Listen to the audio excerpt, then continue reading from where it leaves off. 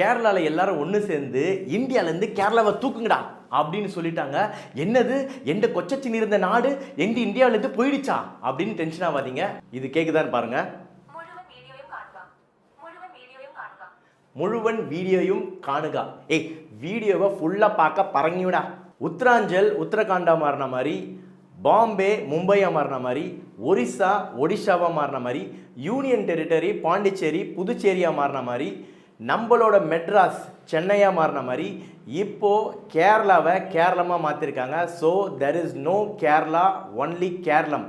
இனிமேல் ஏதாச்சும் நீங்கள் கொரியரோ லெட்டரோ கேரளாவுக்கு போஸ்ட் பண்ணுறதா இருந்தால் கேரளான்னு எழுதிடாதீங்க, கேரளம்னு எழுதுங்க.